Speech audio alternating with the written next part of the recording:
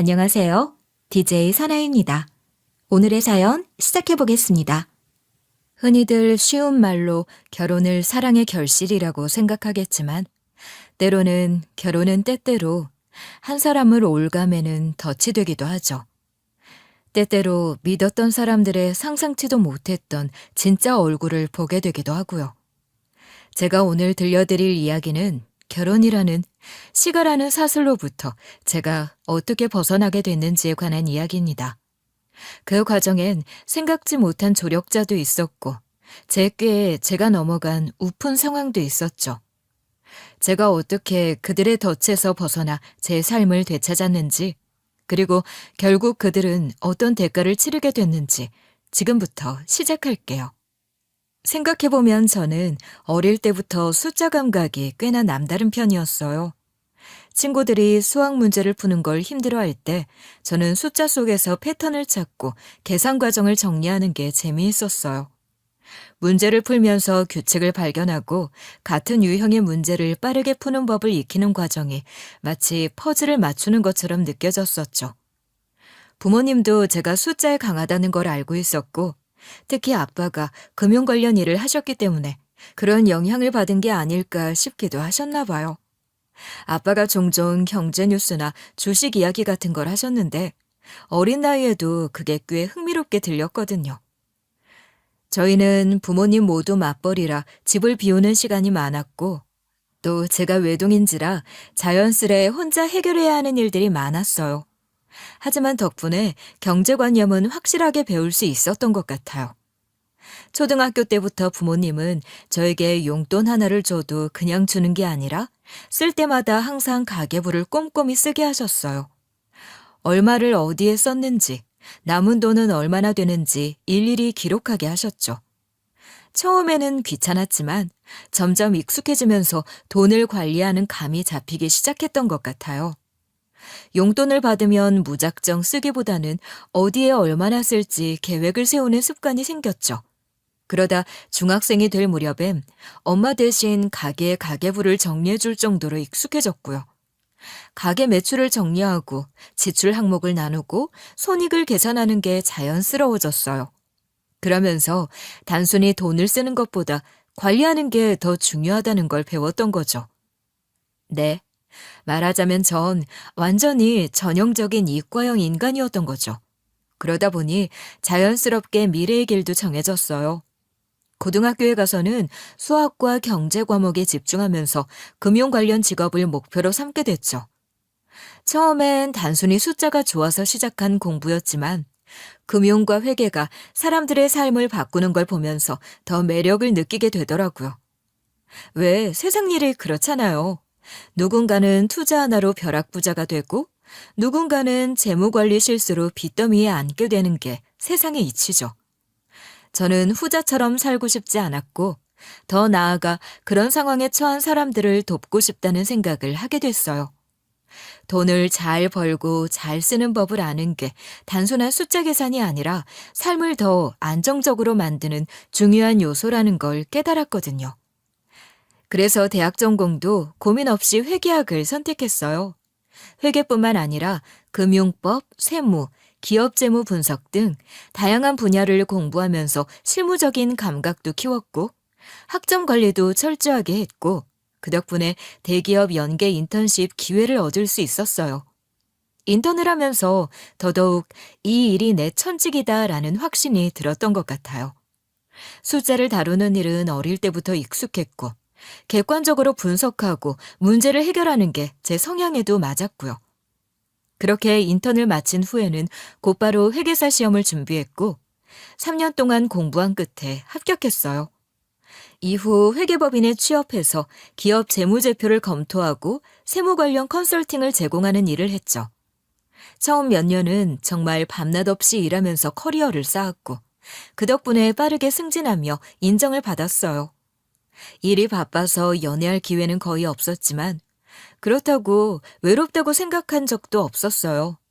저는 제 인생을 계획적으로 살아가는 게 좋았고 연애도 마찬가지였어요. 막연히 운명 같은 사랑을 만나야지 라는 생각보다는 제 삶과 가치관에 맞는 사람이 나타나면 자연스럽게 만나게 될 거라고 믿었거든요. 하지만 그때 전 몰랐던 거죠. 연애는 숫자처럼 공식이 있는 게 아니라는 걸. 계획한다고 찾아오는 것도, 계획이 없다고 오지 않는 것도 아니라는 걸 말이죠. 남편과의 첫 만남은 거래처 기업의 실무 회의에서였어요. 남편은 한 중견기업의 재무팀 직원이었고, 저는 그 회사의 외부 회계 감사를 맡고 있었어요. 처음에는 업무적으로만 대화하는 사이였지만 몇 번 이야기를 나누다 보니 생각보다 여러 가지로 말도 잘 통하고 잘 맞았어요. 남편도 재무 관련 업무를 하다 보니 숫자와 데이터 분석을 중요하게 생각하는 사람이었고 안정적인 삶을 추구하는 성향이었거든요. 그보다 중요한 건 그렇다고 노잼인간은 아니었다는 거죠.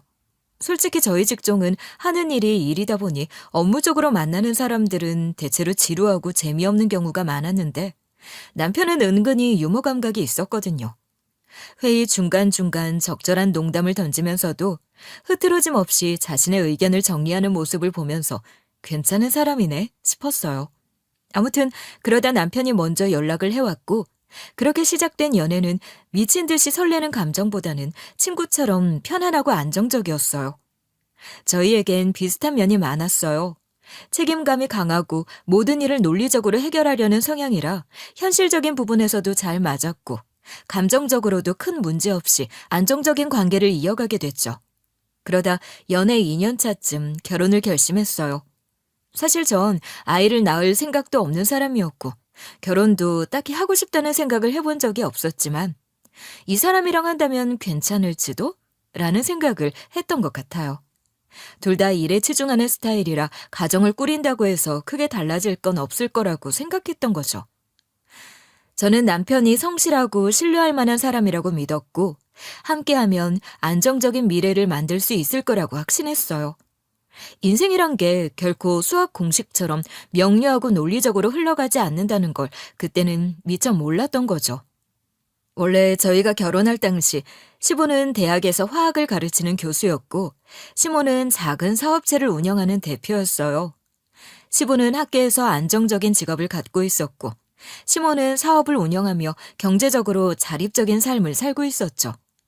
저희 부부도 각자의 일에 충실하며 평범하면서도 안정적인 삶을 살아가고 있었고요.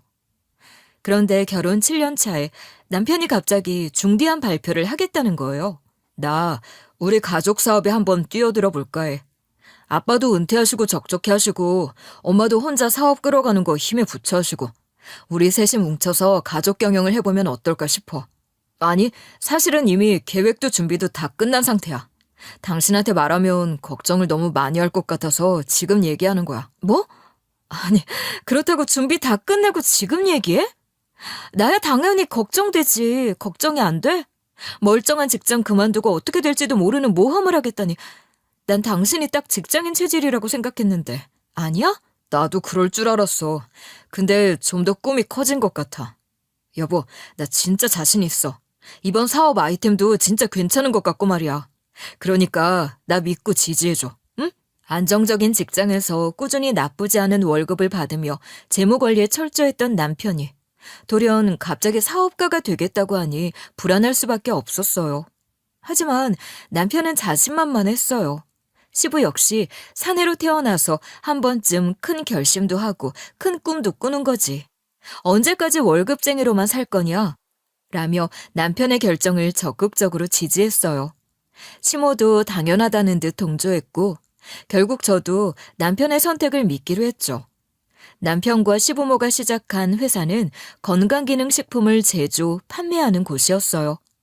노인층을 타겟으로 한 건강보조제 사업이었고 주력 제품은 퇴행성 관절염과 혈관 건강에 특효가 있다는 약품과 영양제였어요. 그러니까 이게 정말 그렇게 효능이 있다는 거죠, 아버님? 아, 그럼. 내가 이 과학에 평생 몸담아온 사람 아니냐. 우리 대학에서 꾸준히 연구하다 그 결과를 몇십 년 만에 성과로 만들어낸 거야. 아주 획기적인 제품이 될 거라고.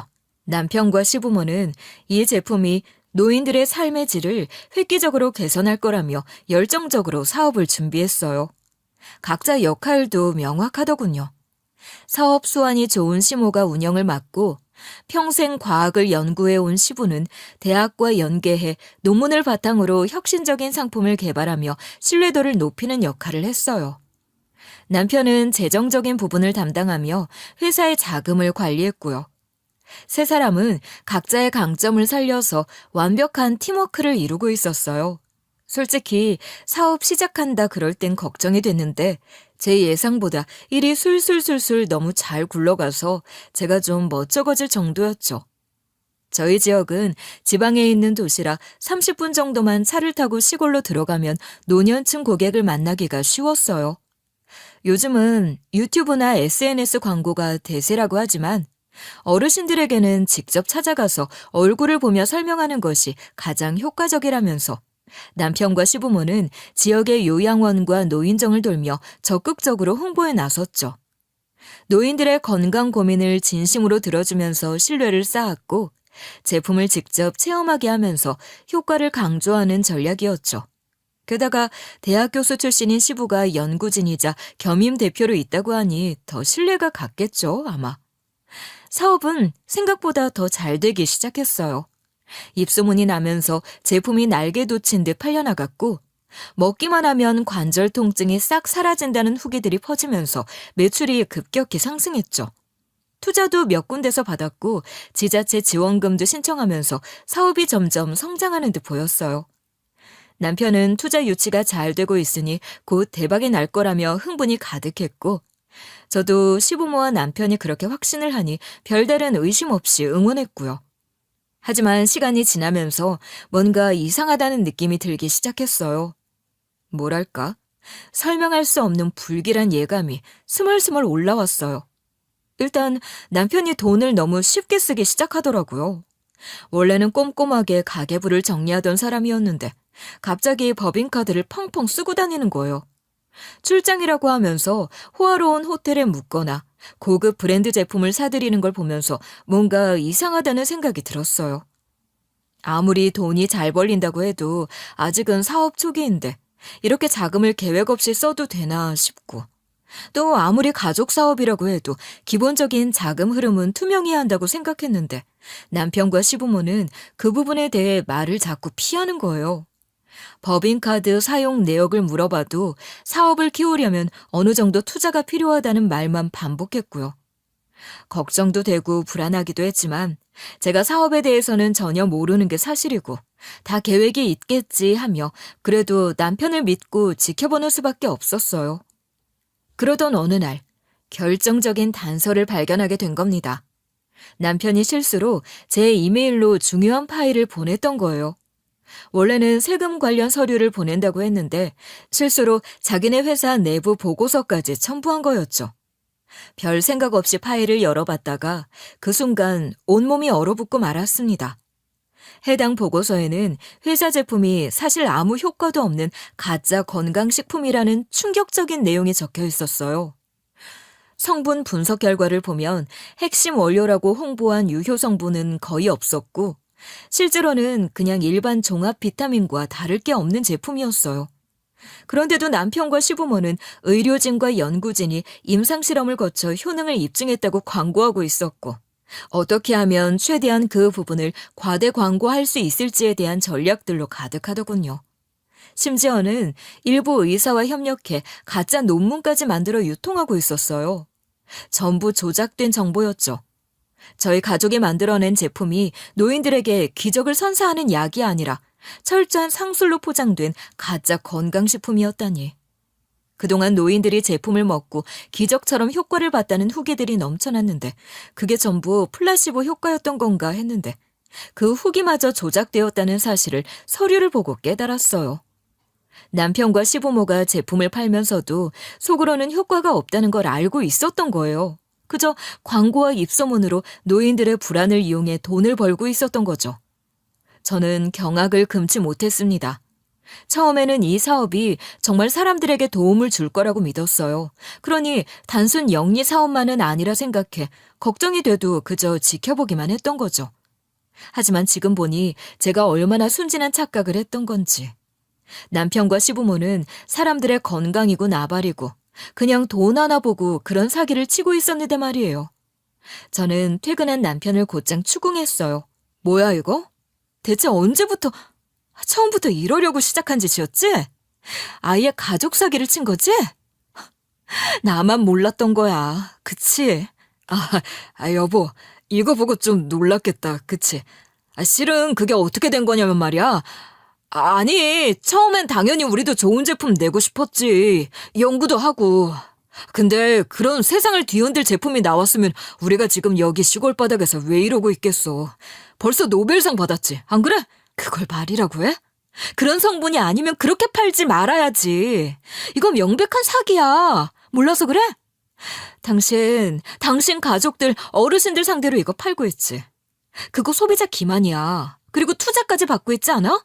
그럼 투자 사기까지 해당되네. 사기라니 말이 좀 심하네. 그렇게 심각하게 생각할 필요 없어. 그냥 다들 아는 과장 광고야. 뭘 그렇게까지 챔소봉대를 해. 기가 막혀. 그걸 말이라고 해? 효과도 없는 제품을 기적의 약인 것처럼 팔아먹고 임상실험 결과까지 조작해 가짜 논문을 만들었는데 그게 단순한 과장 광고라고? 도저히 이해할 수 없었어요. 저는 끝까지 따졌어요. 이게 단순한 광고 문제가 아니라 명백한 사기 행위라고. 만약 법적으로 문제가 생기면 어떻게 할 거냐고 조목조목 반박했죠. 처음엔 제 말을 흘려듣던 남편도 점점 말문이 막혔고 결국 사실을 털어놓았어요. 시부모도 이 모든 걸 알고 있었고 처음부터 계획된 사기였다고 하더군요. 그래, 애초에 제대로 된 연구를 할 생각도 없었어. 그냥 가짜 데이터를 만들어 투자자를 끌어들인 후 지자체 지원금까지 받아 사업을 키운 거야.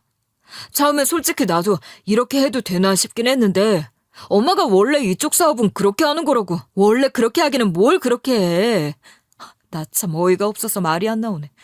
이거 이러다 일 커지면 진짜 일가족 사기단으로 잡혀 들어갈 일이야. 진짜 간도 크네. 대체 무슨 생각으로 그런 짓에 합류한 거야? 아무튼 지금이라도 당장 그만둬. 그건 안 돼. 이제 와서 발 뺄 순 없어. 이미 너무 많은 돈이 오가고 있어. 지금은 멈출 타이밍 아니야. 당신이 잠깐만 눈 감아주면 안 될까? 나도 이거 평생 하겠다는 건 아니야. 눈 감아주긴 뭘 눈 감아줘. 내가 몰랐으면 모를까. 알고도 모른 척은 못해. 당장 손 떼. 아무리 돈이 좋아도 그렇지 이런 식은 아니지. 생각의 관점을 조금만 바꿔봐. 어차피 다 늙은 노인들이고 오늘 내일 하는 사람들인데 돈 좀 쓰고 가면 어때? 그리고 다시 잘 걸을 수 있다는 희망이라도 주면 좋은 걸 수도 있잖아. 아니야? 그런 남편의 말에 저는 할 말을 잃고 말았습니다.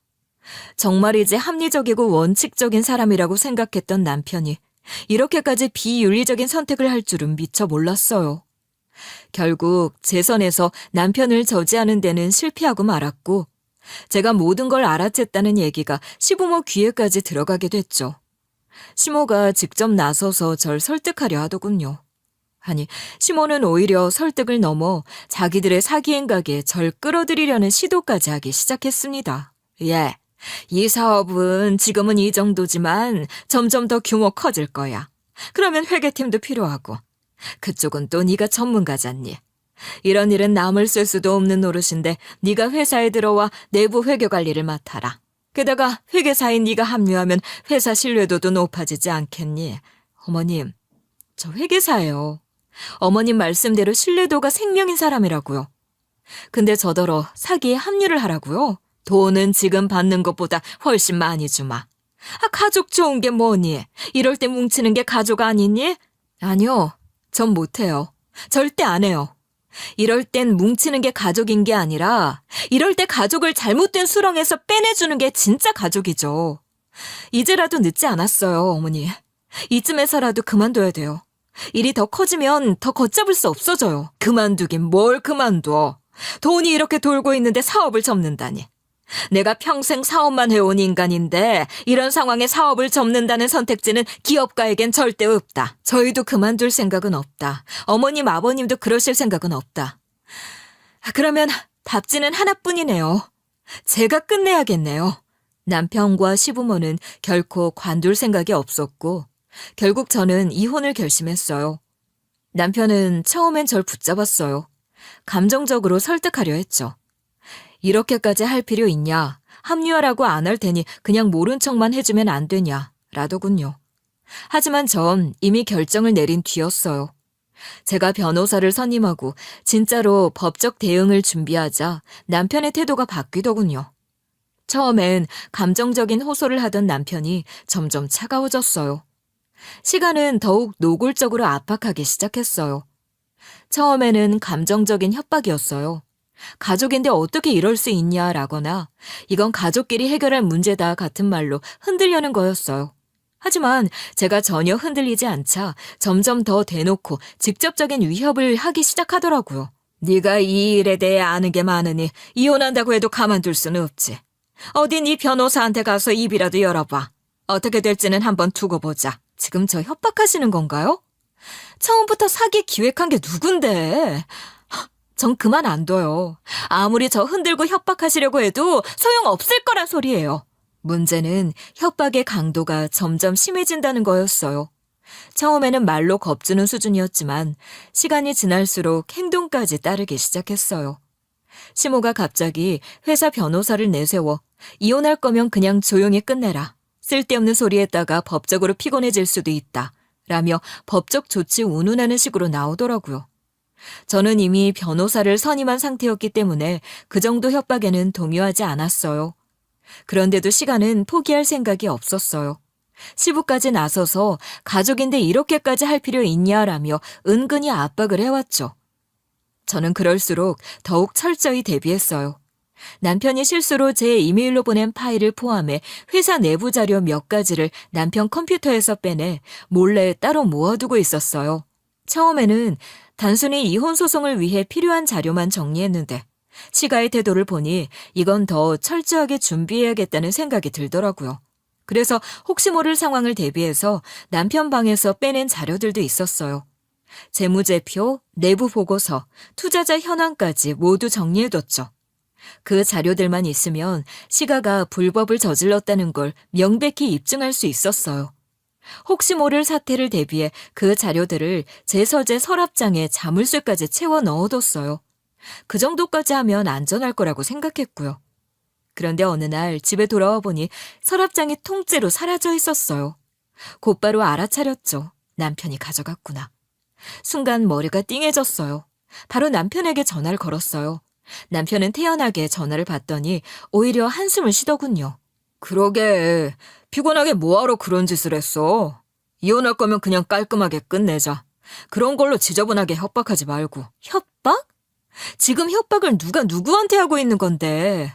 진짜 갈수록 가관이다, 당신도, 당신 가족들도. 됐어. 그건 그냥 당신이 가져. 나 그거 필요 없어. 어차피 다 카피본 있고 자료는 내 USB에 있으니까. 남편은 한순간 말을 멈추더니 뭐? 라고 했어요. 저는 더 이상 대꾸하지 않고 전화를 끊어버렸어요. 남편의 반응을 들으니 더 확신이 들었어요. 이 사람들이 얼마나 불안해하고 있는지 느껴졌죠. 궁지에 몰린 건 그쪽이었어요.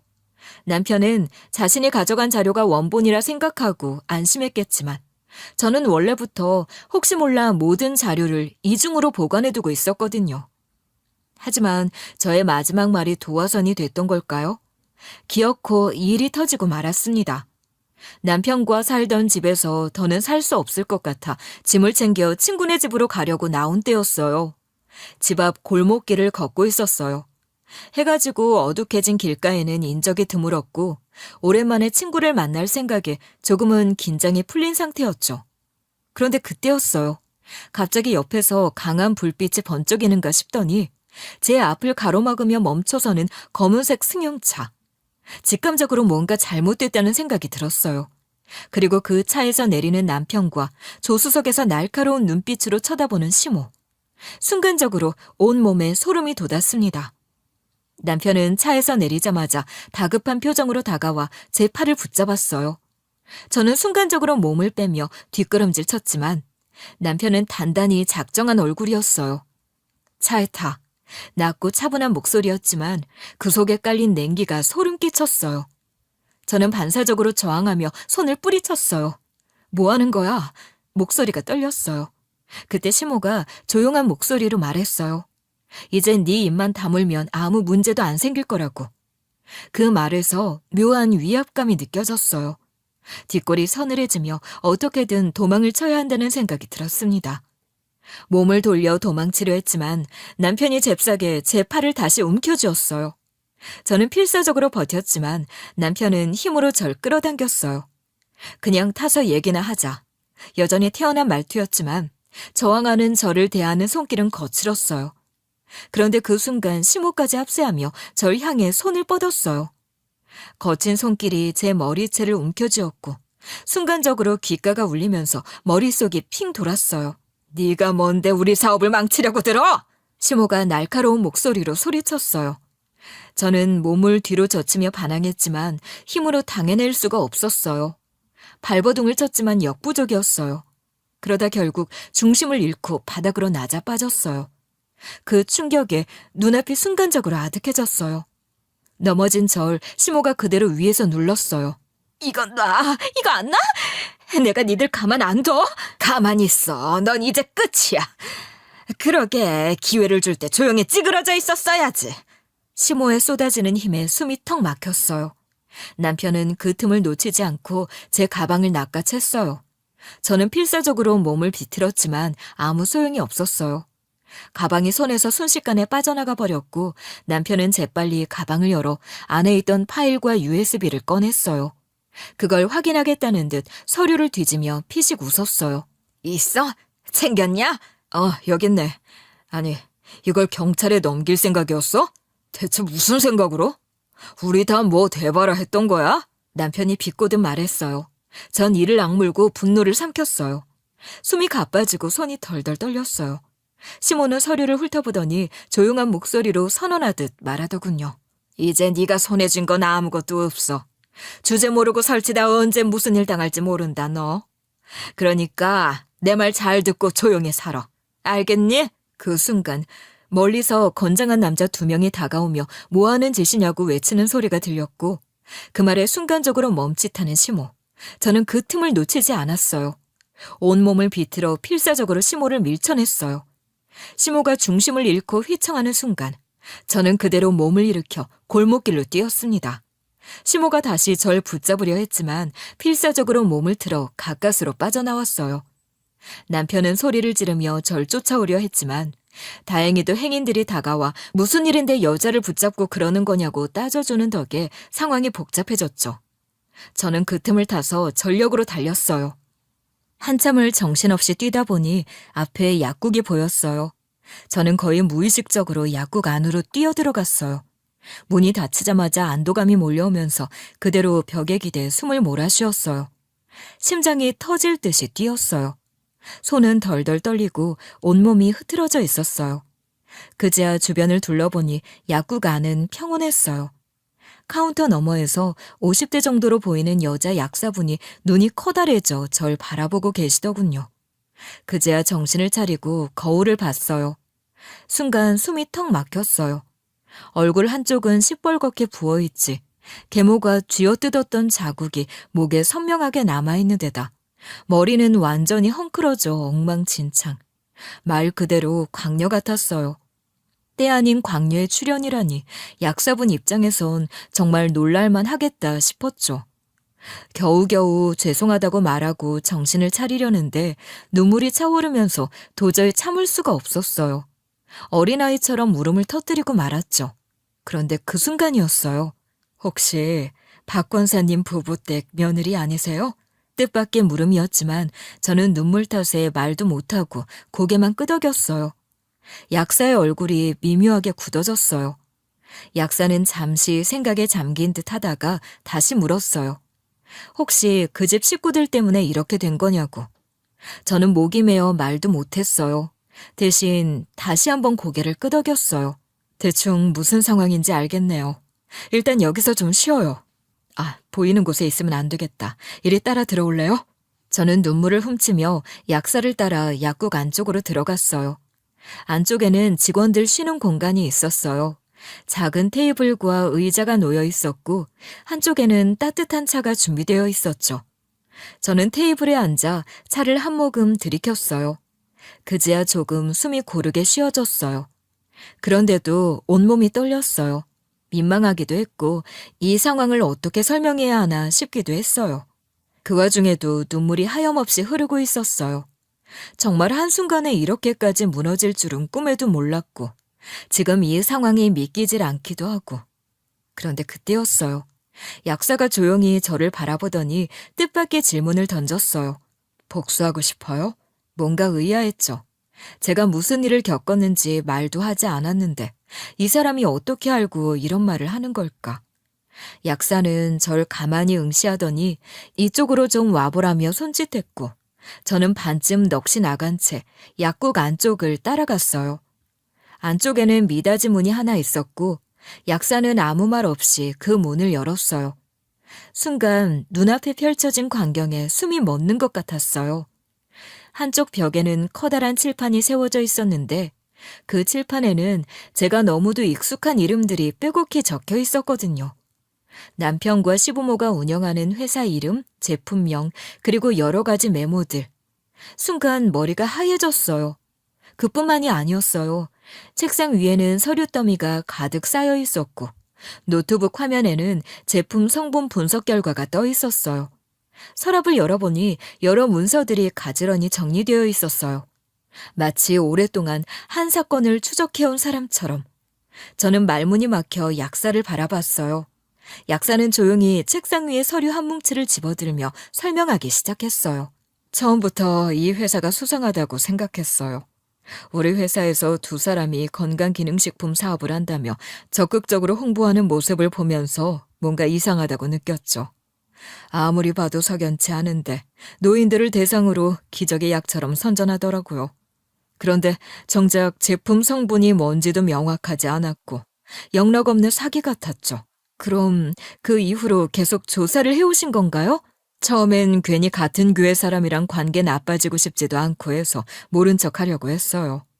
게다가 박 권사님 부부는 이 지역에서 꽤나 알아주는 유지들이잖아요. 근데 제품을 먹고 오히려 건강이 나빠졌다는 이야기가 여기저기서 들려왔다고 했어요. 명색이 약사인데 어르신들에게 이런 짝퉁약을 팔고 건강을 망치게 만드는 것까지 차마 두고 볼 수는 없겠더라고요. 그렇게 약사는 직접 조사를 시작했다고 했어요. 약국을 운영하다 보니 약 원료 성분을 분석할 루트가 있었고 회사가 발표한 성분표와 실제 제품 성분을 비교해봤대요. 그리고 결과는 충격적이었던 거죠. 제품의 주요 성분이라고 홍보한 원료는 거의 포함되지 않았고 대부분 싸구려 비타민과 소량의 칼슘, 마그네슘이 전부였어요. 그런데도 가격은 시중 제품의 몇 배였어요. 더 끔찍한 건 의료인 인증이라는 가짜 문서까지 만들어 판매하고 있었다는 거였어요. 완전한 사기였죠. 처음엔 교회 노인들한테 홍보하더니 점점 일이 커지더군요. 노인정, 복지관, 요양병원 등을 돌며 노인들에게 제품을 판매하고 있었고 제대로 된 임상 데이터도 없이 기적의 치료제인 것처럼 속이고 있었죠. 더는 두고 볼 수 없는 지경에 이른 거예요. 약사에겐 이미 확보한 증거들도 많았어요. 성분 분석 결과, 위장된 연구자료, 허위 광고 사례, 그리고 허위 논문을 작성한 의사들의 내부 커뮤니케이션 내용까지. 자료는 모였는데 어느 시점에 터뜨려야 할지를 모르겠더라고요. 타이밍만 보고 있었어요. 그런데 오늘이 바로 그날인 것 같네요. 저한테도 자료가 있었어요. 여기에는 없는 내부 자료들이요. 그런데 그걸 조금 전 다 빼앗겨서 괜찮아요. 걱정할 거 없어요. 제가 모은 자료들만으로도 충분히 법적으로 입증할 수 있는 내용들이 많으니까. 이것만으로도 경찰 조사 들어가기엔 충분할 거고 그러면 그쪽이 빼앗긴 자료도 금방 압수될 겁니다. 그 말에 전 순간 그대로 무릎이 풀려 주저앉고 말았습니다. 모든 걸 빼앗기고 모든 게 끝났다고 생각했는데 오히려 여기서 더 확실한 증거를 만나게 될 줄은 꿈에도 몰랐어요. 더욱 극적으로 상황이 바뀌어서 실감조차 나지 않더군요. 약사는 확보한 증거들을 정리해 기자에게 넘겼고 저는 제 변호사에게 자료를 보냈어요. 이제 남은 건 직접 끝을 보러 가는 일이었어요. 약사는 제가 방금까지 얻어터지고 죽을 고비를 넘기고 온 터라 굳이 직접 갈 필요 있냐며 말렸지만 저는 가야겠다고 했어요. 그 일을 트라우마로 만들고 싶지 않았거든요. 직접 마주하지 않으면 내내 벗어날 수 없을 것 같았어요. 두려움을 직면하고 제대로 깨부수고 싶었죠. 그렇게 전 시가로 향했습니다. 집 앞에 도착해 초인종을 눌렀고 몇 초도 지나지 않아 문이 거칠게 열리며 시모가 모습을 드러냈어요. 절 보자마자 얼굴이 굳더니 이내 예상했던 대로 고함을 질렀어요. 대체 뭘 하려고 돌아온 거냐고. 감히 자기들을 배신하고 이혼까지 하려는 주제에 왜 여기서 난리를 치냐고. 소리가 거칠고 날이 서 있었어요. 하지만 전 아무 말도 하지 않은 채 똑바로 시모를 바라보며 발을 들여놓았어요. 시모가 팔을 뻗어 절 막으려 했지만 전 밀릴 생각이 없었어요. 그동안 쌓여있던 분노로 저 역시 거칠게 맞섰죠. 거실에는 남편과 시부도 앉아 있었어요. 남편은 절 보자마자 자리에서 벌떡 일어나더니 혀를 차며 비아냥거렸어요. 끝까지 이러네. 그렇게까지 처절하게 엿을 먹이고 싶냐? 그냥 조용히 입 다물고 살았으면 좋았잖아. 너 하나 잘못해서 이게 다 어떻게 될지 생각은 해봤어? 우리가 널 어떻게 키워줬는데 어떻게 이렇게 뒤통수를 치냐? 순간 귀를 의심했어요. 제가 언제 시가에서 키워짐을 당했었죠? 전 결혼해서도 제 생활을 알아서 했고 저희 돈으로 살았고 남편과도 경제적으로 각자 독립된 관계였어요. 그런데 이제 와서 키워줬다는 둥, 뒤통수를 친다는 둥, 이런 어처구니 없는 말을 하니 어이가 없어 실소만 나오더군요. 퍽이나. 야, 언제 니들이 날 키워줬니? 지나가던 개가 웃겠다. 저좀 말본새하고는 며느리 하나 잘못 들여서 온갖 문제를 겪는다 아주. 며느리가 남의 집 귀한 아들 인생을 망치려고 하고 있어. 기가 찬다. 나 교수 임내 하고 온갖 점잖은 척 가식이랑 가식은 다 떨어대더니 이 사기꾼 새끼가 어디서 낱말을 하고 있어? 뭐야? 이게 근데 너 도둑년 마냥 우리 회사 자료 훔쳐가 놓고 어딜 뻔뻔하게 여길 와? 한 번 더 제대로 당해봐야 정신을 차리려고 그러지? 시모는 갑자기 다가와 손을 들어 올렸어요. 순간 저도 모르게 몸이 반응했어요. 저도 모르게 뒤로 한 발짝 물러섰지만 이번엔 시모의 눈을 똑바로 바라봤어요. 그리고 있는 힘껏 소리쳤죠. 왜? 또 치시려고? 어디 한번 때릴 테면 때려보세요. 어디 한번 때려보라고. 이게 하라면 못할 줄 아나. 그 순간 집 밖에서 인기척이 들렸어요. 현관문이 거칠게 열리는 소리가 났어요. 시모가 움찔하며 뒤돌아봤고 남편과 시부도 동시에 시선을 돌렸어요. 그리고 그 문을 열고 들어온 사람은 약사였어요. 하지만 약사 혼자가 아니었어요. 약사와 함께 경찰들이 집 안으로 들이닥쳤죠. 순식간에 분위기가 얼어붙었어요. 남편과 시모는 상황을 이해하지 못한 채 당황한 얼굴로 경찰을 바라봤어요. 경찰은 시부모와 남편의 이름을 차례대로 부르면서 사기 및 의료법 위반 그리고 폭행 혐의로 체포하겠다고 선언했어요. 순간 거실의 공기가 얼어붙었어요. 세 인간은 반사적으로 강하게 부인했지만 이미 늦은 뒤였죠. 경찰은 세 사람을 사기 혐의뿐 아니라 저에 대한 협박과 폭행 혐의로도 체포했어요. 절 폭행하는 장면을 본 행인들이 이미 경찰에 신고를 해준 덕에 일은 더욱 쉽게 진행됐죠. 경찰은 놈들의 말을 듣지 않고 남편과 시부모에게 수갑을 채웠어요. 남편은 마지막까지 절 노려보며 넌 진짜 끝까지 라고 중얼거렸지만 이제 그런 말이 저에게 닿을 리가 없었어요. 시모는 발버둥 치며 경찰에게 뭐라고 소리쳤지만 아무도 그 말을 들어주지 않았죠. 그렇게 세 사람은 경찰차에 태워져 경찰서로 끌려갔고 경찰 조사가 시작되면서 남편과 시부모의 혐의는 눈덩이처럼 불어났어요. 처음에는 단순한 허위 광고나 소비자 기만 정도로 생각했던 사건이었는데 수사가 진행될수록 점점 더 많은 불법 행위들이 드러났어요. 저는 참고인 신분으로 경찰 조사를 받았고 그동안 회사 내부에서 봐왔던 일들을 상세히 진술했어요. 경찰도 이미 약사가 제공한 증거들을 확보한 상태였고 모든 것이 빠르게 정리되었어요.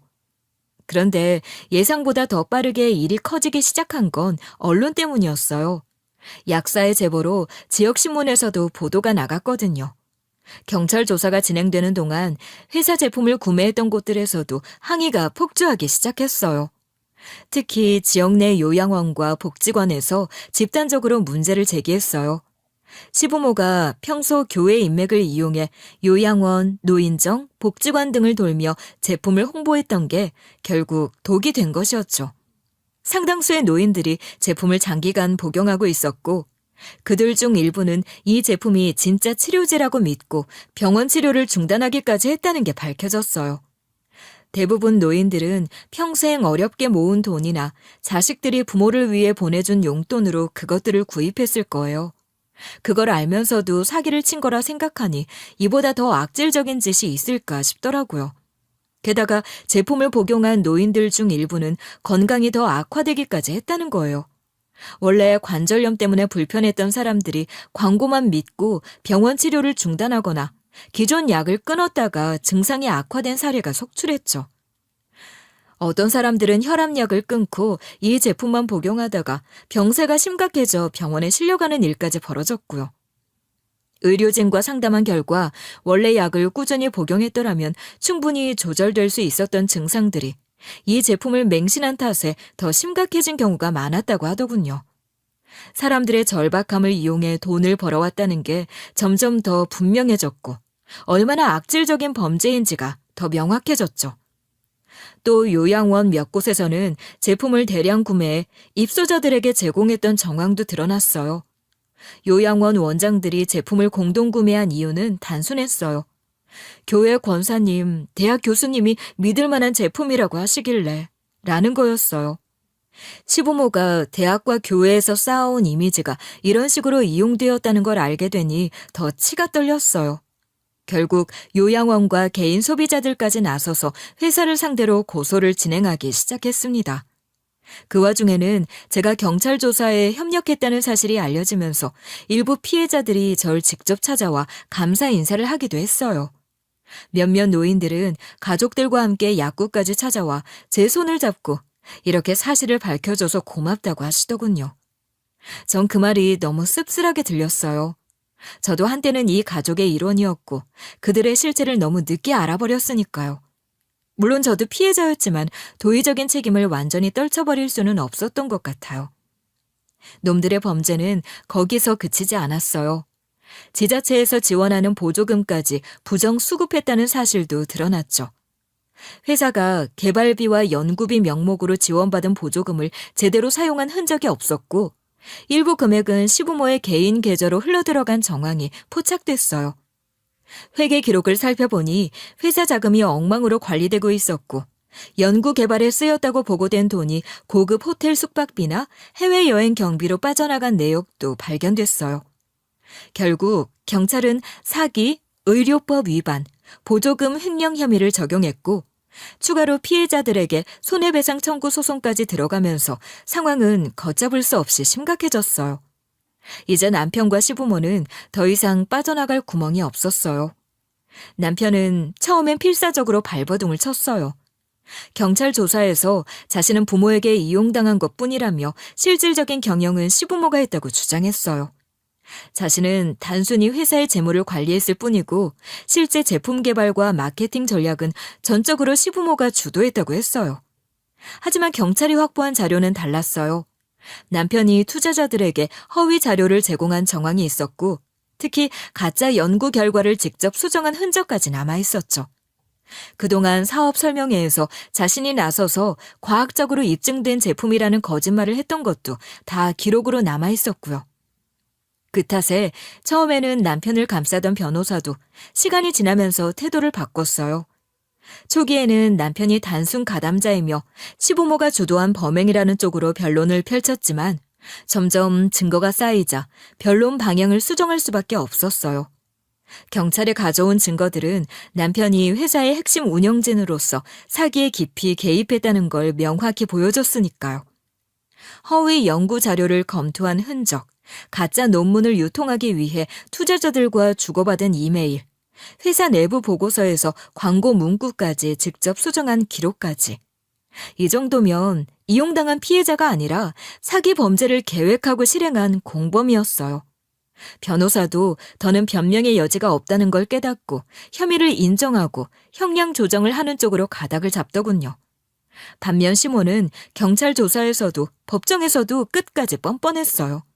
조사관이나 판사 앞에서 우리는 소비자들에게 좋은 제품을 제공하려고 했을 뿐인데 이게 무슨 큰 죄냐며 어이없는 태도를 보였죠. 사업이라는 게 원래 그런 겁니다.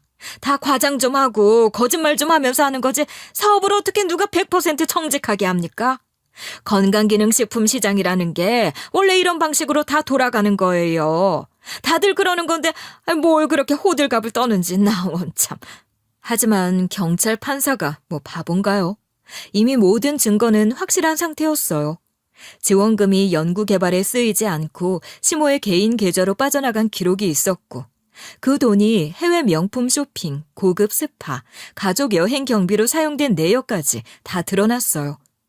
시부가 사업 초기에 투자자들을 안심시키기 위해 허위 연구 논문을 유포한 정황도 밝혀졌어요. 경찰이 하나하나 자료를 들이밀자 시모도 점점 말문이 막히기 시작했어요. 아무리 뻔뻔한 사람이라도 확실한 증거 앞에서는 버티기 어려웠죠. 이 사실이 알려지자 교회 측에서도 바로 반응을 보였어요. 교회는 시부모를 즉각 제명했고 교인들도 완전히 등을 돌렸어요.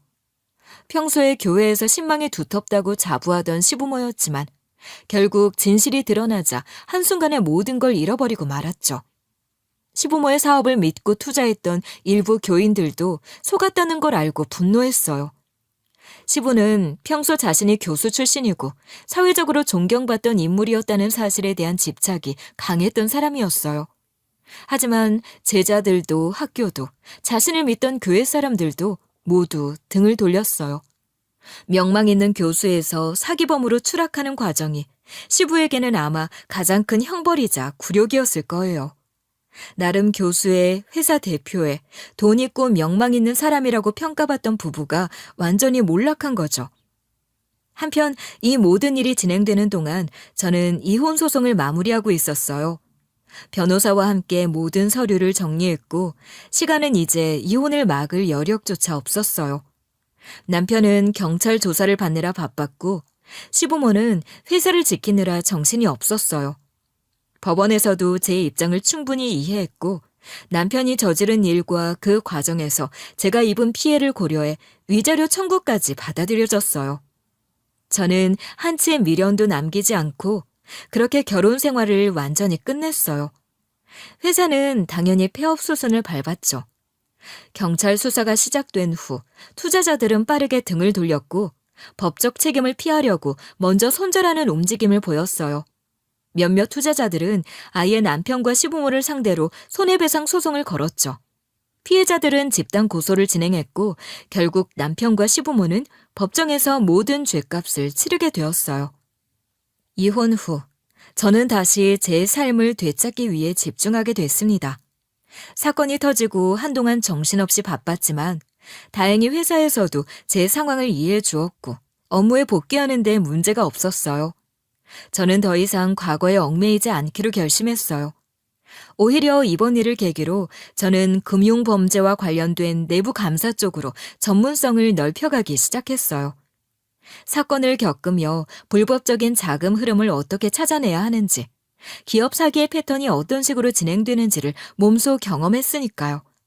그걸 제 커리어에 활용하는 게 가장 현명한 선택이라고 생각했어요. 전 남편과 전 시부모는 법적 처벌을 피할 수 없었어요. 재판이 진행되면서 이들이 저지른 범죄의 전모가 낱낱이 밝혀졌고 결국 모두 징역형을 선고받았어요.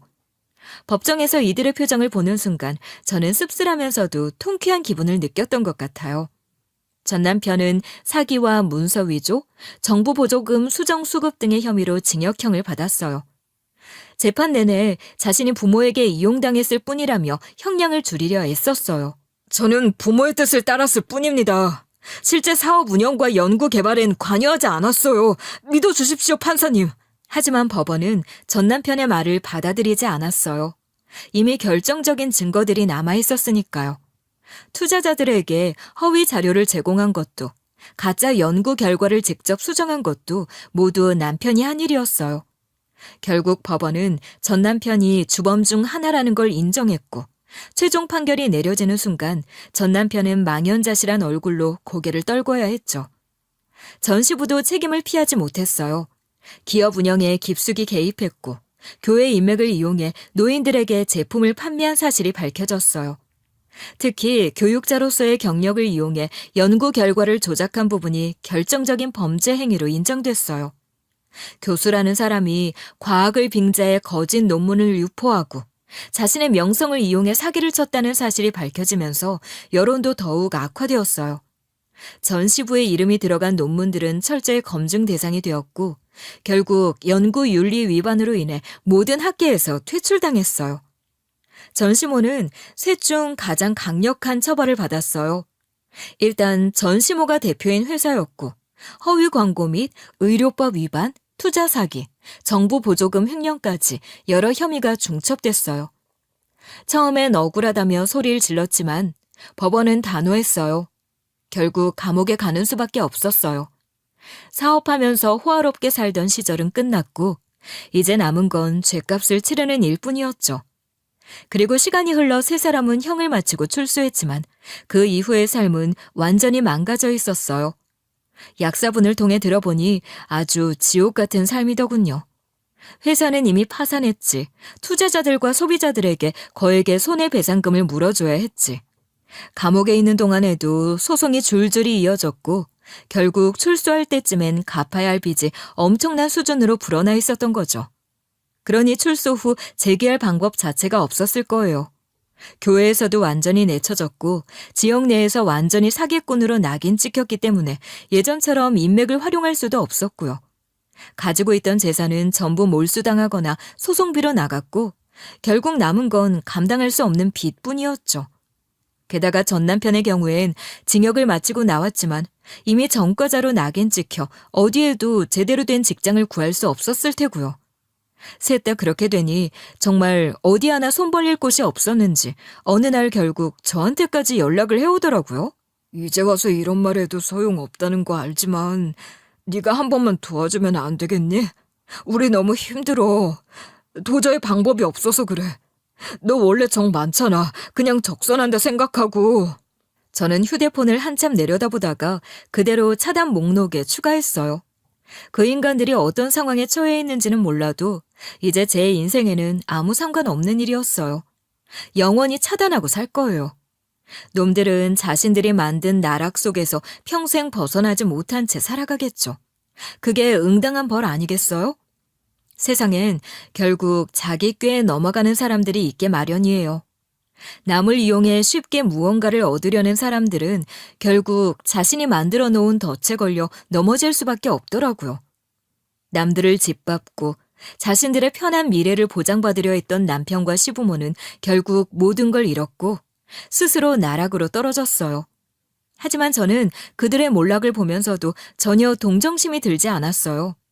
오히려 제가 벗어날 수 있었던 것이 다행이고 앞으로 다시는 그런 사람들에게 이용당하지 않을 거라는 확신이 들어서 더 단단해질 수 있었어요. 이번 일을 통해 전 확실히 깨달았어요. 아무리 가까운 사이라도 날 이용하려는 사람들이 있다면 단호하게 끊어내야 한다는 거려. 착한 척, 참는 척 한다고 해서 상황이 좋아지는 게 아니에요. 오히려 더 깊이 빠져들게 될 뿐이죠. 내 인생을 지킬 수 있는 건 오직 나뿐이에요.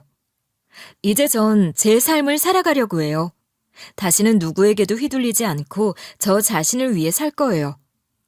그리고 오늘 제 이야기가 혹시라도 비슷한 상황에 처한 누군가에게 작은 용기가 되길 바랍니다.